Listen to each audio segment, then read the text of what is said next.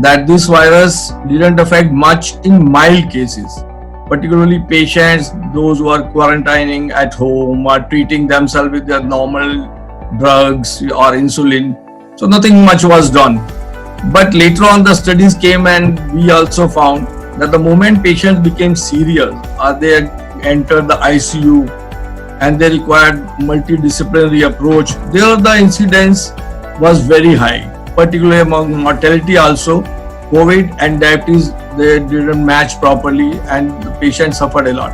So now to discuss all these things, we have a very elite panel of senior consultants from endocrinology, diabetology with us who have already been introduced. So may I request Dr. Jigar Begas, he is the senior most diabetologist in Delhi, to give us an overview about the role of COVID in endangering or in the aggravating the onslaught of diabetes. So I request Dr. Jingran to please take it up. Those who are diabetics, they are वो लोग जो हैं diabetes वाले बहुत prone हैं Covid के लिए, क्योंकि उनके अंदर ऑलरेडी वो सब कोमॉर्बिडिटीज होती हैं जो कोविड के लिए जरूरी है।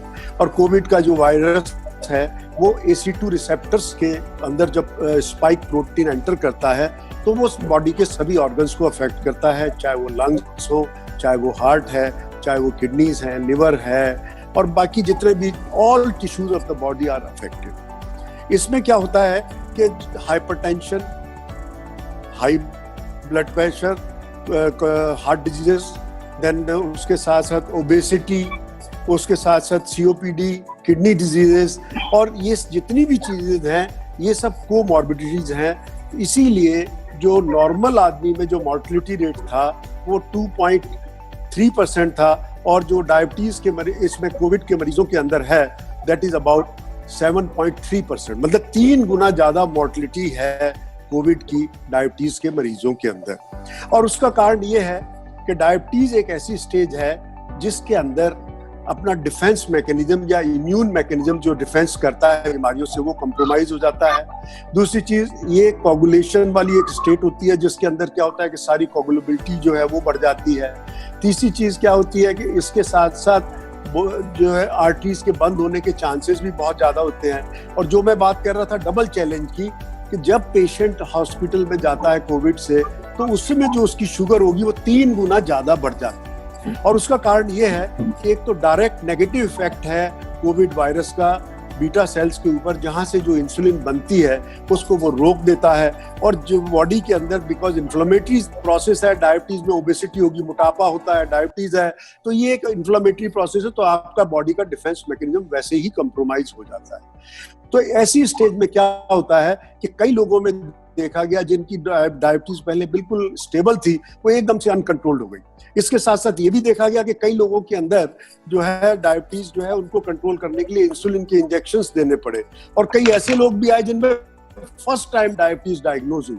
तो ये भी कहा जा सकता है कि कोविड एक ऐसा कारण अब नया पता लग गया कि जिसकी वजह से डायबिटीज हो सकती है। और इसमें 3 चीजें जो देखने को मिली, सबसे ज्यादा एल्डरली लोगों को मैं देखा, क्योंकि एल्डरली लोग हमेशा 65 से पहले होते हैं, उनमें डायबिटीज हो जाती है, उसकी ड्यूरेशन लंबी होती है, उनमें कोमॉर्बिडिटीज होती है। दूसरा जो सबसे बड़ी चीज देखी पूरे वर्ल्ड में, उसमें 60% लोग वो थे मेल्स। तो ऐसा देखा गया कि AC2 रिसेप्टर्स जो है वो मेल्स के अंदर ज्यादा होते हैं फीमेल्स की अपेक्षा। दूसरा सेक्स हार्मोन्स होते हैं, एस्ट्रोजन्स, वो प्रिवेंट करते हैं। और तीसरा क्या होता है कि मेल्स जो है वैसे भी हैबिट्स वाले होते हैं, वॉश नहीं करेंगे हाथ, थोड़ा सा वो जो है मास्क नहीं पहनेंगे और थोड़ा ड्रिंकिंग एंड स्मोकिंग ज्यादा है। Chawla, as already been discussed, that all those patients of COVID who came to hospital with a very poor glycemic control, so they suffered, and it became very difficult to control their diabetic status. So I would like you to just tell the audience that they should keep their sugar levels intact and the value of that. And then next, I would like you to tell us the various stages of diabetes, the type 1, type 2 diabetes, how patients should manage their medication.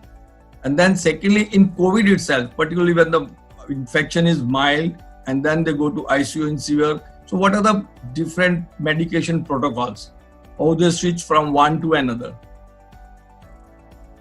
And thank you, Heal Foundation, for inviting me to this very important program where we are able to share our knowledge with the audience regarding COVID and the effect of diabetes. As Dr. Jingan said, that diabetes worsens the outcome of COVID-19 in patients with diabetes. It's associated with higher comorbidity, higher mortality, and higher morbidity in patients with COVID. So, as he already stressed, it's very important to keep our sugars under control as diabetics, because that is our single most important defense mechanism against the COVID-19 infection. So, we have two steps. We have to prevent COVID in the diabetic patients. And whenever the diabetic patients contract COVID, we have to prevent the onset of severe COVID in these patients. For these two things, the most important defense mechanism is to keep our sugars under control. So I would suggest a 4-point agenda to the patients with diabetes, which would be: number one is maintaining a healthy diet, which is central to the management of diabetes. Secondly, staying active, which will not only control their sugars but also help them in preventing the COVID-19 infection. Thirdly, very important is to monitor. What people are doing during this COVID-19 pandemic is that they're very scared. They are not going to their doctors, but they need to keep check on their sugars. Because of this COVID-19 pandemic, they are sort of ignoring their diabetes, and without their knowledge, the diabetes is just cropping up, and they're suddenly coming up us with severe diabetes in our OPDs. So it's important to monitor, it's important to check, and it's important to talk to your endocrinologist or your physician for the diabetes control. As Dr. Jingan has earlier said, that the onslaught of diabetes really it involves multifactorial, multiple factors. It's not only hyperglycemia and the control of sugar only which matters. So the moment severity increases, can you throw some light on what COVID does on other systems in the body, particularly acting on beta cells directly, or immunity cell like CD3, CD4 and all other whatever you can throw light on, that which breaks the immune system of the person and goes into inflammatory responses and all. Please tell us. Yeah, sure. So first of all, I would like to thank Dr. Jitendra and Heal Foundation for inviting me. So as told by Doctor in previous discussions, that there is a ACE receptor is there, where this COVID virus binds to the beta cells which secrete insulin in the pancreas, and somehow it has a determinant effect over the beta cells, leading to decreased secretion of insulin. So this is one postulated mechanism by which has been seen that why the diabetes get worsened in patients who get the COVID infection. The other thing is, of course, there is increase in inflammatory markers leading to increase in insulin resistance. So these two mechanisms, decrease in insulin secretion and increasing insulin resistance, these are the two things which leads to increase in the sugars. Those patients who are having moderate to severe infections, so mostly in mild cases where the inflammatory response is less, we are seeing less of increased blood sugars, but in moderate to severe infection, sugar increase are much higher. And what we say about, if we talk about this immune mechanism, so how this immune mechanism works in the COVID-19 infection and why there is inflammatory markers are there. So I would say this we have to understand from the basic immunity mechanism, that there is an innate immunity. So this is a basic immunity in our body, where being the macrophages. So macrophages are the first soldiers which act against any of the pathogen, any of the bacteria or any of the viruses. Now these macrophages, they release pro-inflammatory markers, like you have seen the cytokine storm. So cytokine storm, they release interleukin-1, they release TNF-alpha, interleukin-6. So these are the some acute phase reactants which they inhibits the lymphocytes. So lymphocytes are the cells which basically they helps in destroying the this COVID virus. COVID-19 and diabetes, there are involvement of almost all the systems in the body the moment severity increases. So I request you to elaborate on involvement of other organs, particularly, when cardiovascular system is involved, or there are thromboembolic phenomena, or there is myocarditis, kidney involvement. I would request you to please elaborate on this. It is that a diabetic person, he is already in a state of hyperinflammation. Ultimately, I think it all boils down to inflammation. Inflammation could be chronic or inflammation could have been induced by something like a viral infection. So if I'm already predisposed, I'm a diabetic, I've got so many inflammatory markers that are increased, I've got endothelial dysfunction, which is probably the basic problem of all the organ system involvement, and I have got a diabetes which is causing my coagulability to increase, a procoagulant state, and I'm having diabetes which is causing fibrinolysis to be decreased. So if the clot forms, हो जाएगा कहाँ? वो तो वहीं रह जाएगा. It is not a chance that it will dissolve with the given body's defenses which are already poor. So take it lungs, take it heart, take it kidney, take it even brain. We are seeing a lot of cases. In fact, a lot of people post-COVID are having a lot of myositis, tendinitis. You name the place where blood vessels are there, the COVID is affecting that particular place.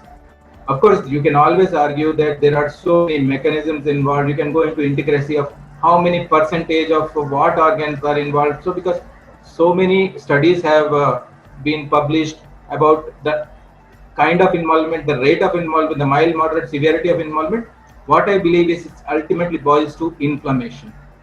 So inflammation, of course, for me is a good or a bad inflammation. Good inflammation is that what the body mounts to save itself. Bad inflammation is that what the body mounts, but it only ends up destroying itself. Dr. Verma, as we have been hearing, the COVID and the aggravating onslaught of diabetes, a huge burden as non-communicable on our country. So, government has taken a lot of initiatives with respect to COVID. Is the same situation by government that all non-COVID care have been compromised, or non-COVID schemes have been compromised, or actually the government has been doing something to actually keep the focus on diabetes care and preventing non-communicable disease in the country intact? Sir, up to you, sir. Non-communicable diseases already is being covered as a national program for prevention and control of diabetes, cancer, stroke and cardiovascular diseases, which are the major non-communicable diseases. So this program has been going on, but intentionally or non-intentionally, you can say everybody has been affected by COVID. So even those workers, health workers who were, involved in activities for other diseases, they also have been put into activities to fight COVID. So that has been one aspect. The second thing is the stress associated with this. The patients as well as the workers, there's so much stress around that has added to the pandemic.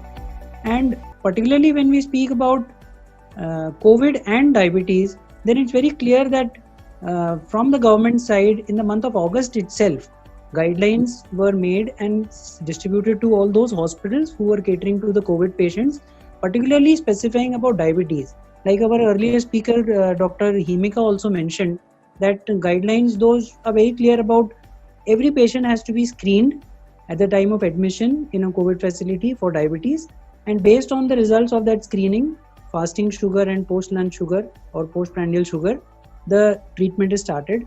And whenever the patient is put on steroids before that and during the treatment, again the monitoring is done.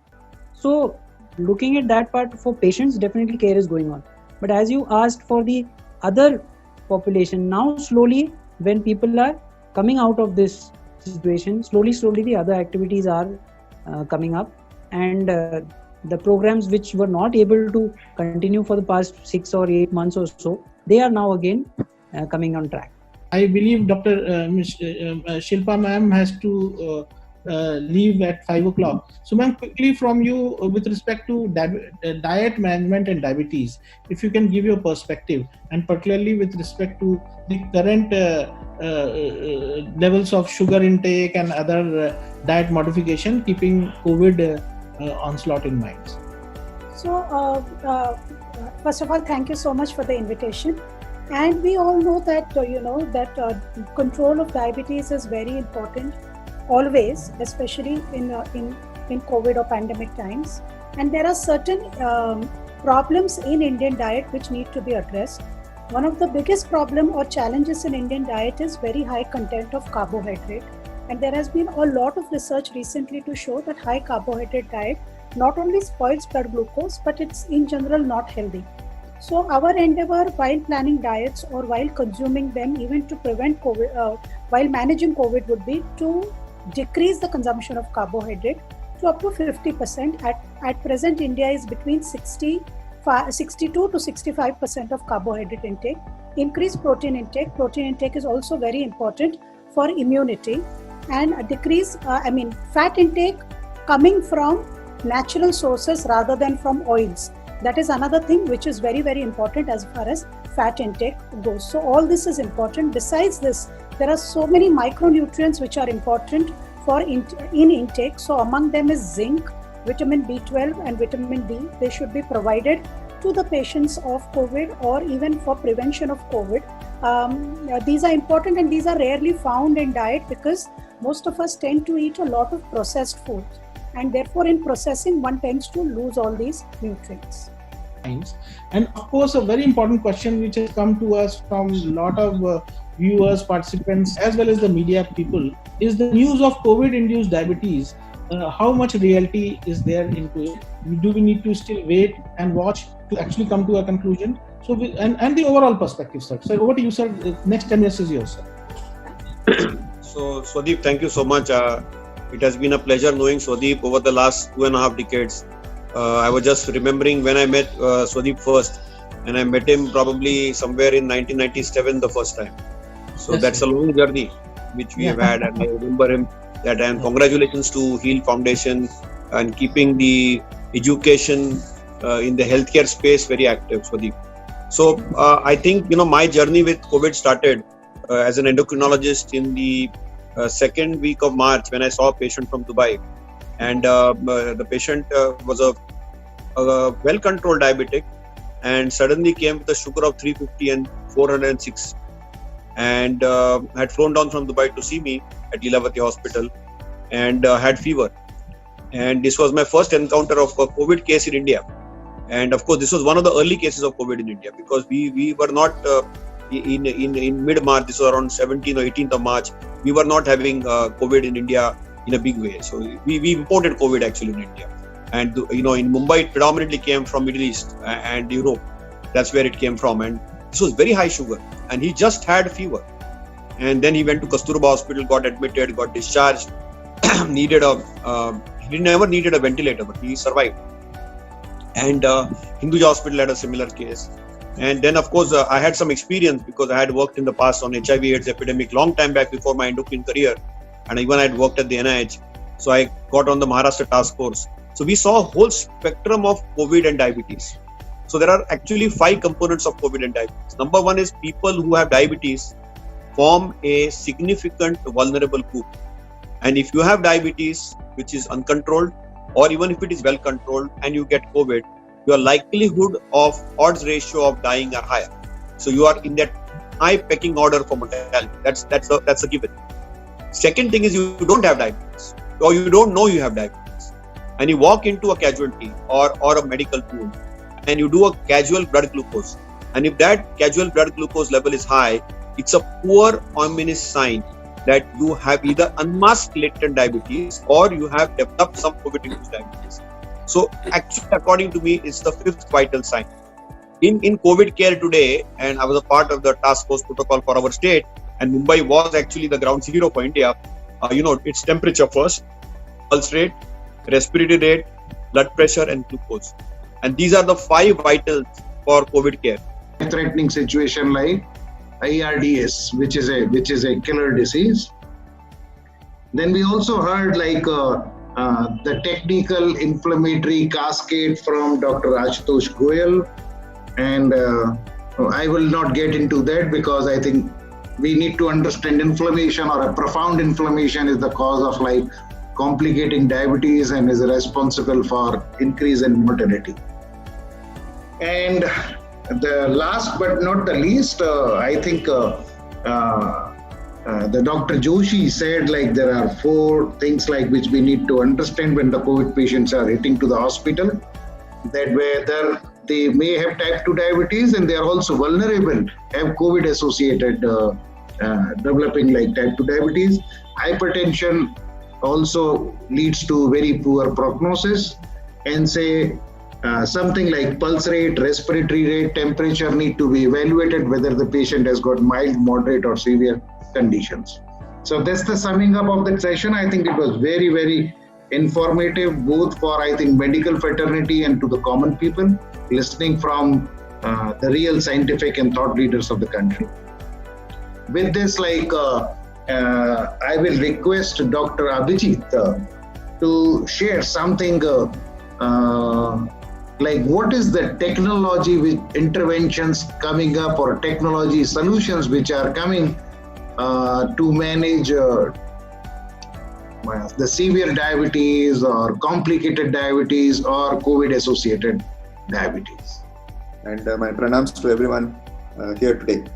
Well, the biggest challenge after we look at heart disease as a chronic disease in India is definitely diabetes is one of the main challenges. And when we talk about these diseases, we're looking at close to 77 million Indian diabetics and another 70 million who are either not diagnosed or in the pre-diabetic stage. So that's close to around 140 million Indians who are in this condition. Not only because of the condition, when we look at the comorbidities because of poor glycemic control. And when we are saying anyone with a A1C of more than 7.5, they are at risk of having these complications. So now when you're dealing with this large challenge in a country which is starved of we have good talent of doctors, but how do we enable these doctors, deliver care on a large scale? And when you're looking at a country with this population of 140 million and over 60 to 70 of them being poorly controlled, so all of them are going to end up either with a cardiac disease or kidney disease. And that is kind of more than around 200 million of Indian population. And each household will be dealing with something close to around 20 to 30,000 a month of costs when it comes to their care. How many Indians can afford this? And the whole challenge is getting things in control. So that is where the biggest challenge lies. When we treat diabetes, in the past, we used to just look at probably 3 points of data. When I say points of data, it is one fasting, one PP and one HbA1c. What is happening in between the whole visit? So this person will come, whether it's they'll come once in 3 months, once in a year. And what is happening in between that year? They absolutely have no clue. Diabetes is so silent, all the complications are getting, the whole high glycemia is damaging the system. Having uncontrolled diabetes is again, has to be monitored as well as has to be taken care of. And when we are treating these people in the clinic with these 4 points of data, we are making guessed assumptions about how to manage them. So that is where we are trying to get in technology to help us, manage the condition better. So we're using connected glucose monitors, whether it is your point of care testing or whether it is CGM. So by using these devices, which once the user is using them, directly the information goes to a system, which is again pulling in other forms of information, whether it is your vitals, whether it is your data coming from food. All of this comes together into one analytic system. In the analytic system, we have trained the system to pick out problem areas. So again, when you're dealing with 1,000 patients, most of the top treating doctors here present today will have a large volume of patients which go into lakhs. How do you manage 1 lakh patients in one shot? So that is where systems like what we have built with 7Sugar help you to make this condition. During COVID period, when it comes to what is most appropriate compliance to diet recommendations. Yeah, over to you.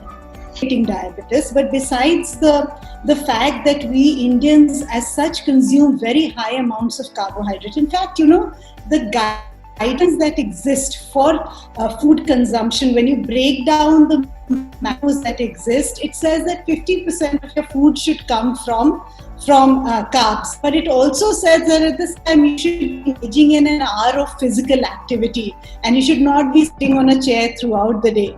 we do follow that 50% of intake, but we do not combine it with the right sleep patterns and the right activities. So eventually what's happening is that because of the high intake of carbohydrates, it's a vicious cycle. Every time you eat, your body makes insulin. And every time there's an insulin spike, it only increases inflammation in the body. So this silent inflammation that keeps building up with many trigger points of insulin that happen through the body, make it a disease which is difficult to treat unless you treat the cause of the disease, which is essentially the insulin resistance. Most Indians are actually not depleted in insulin. We are insulin resistant because of the pattern in which we eat and because of the fact that we're mostly sitting and hardly moving.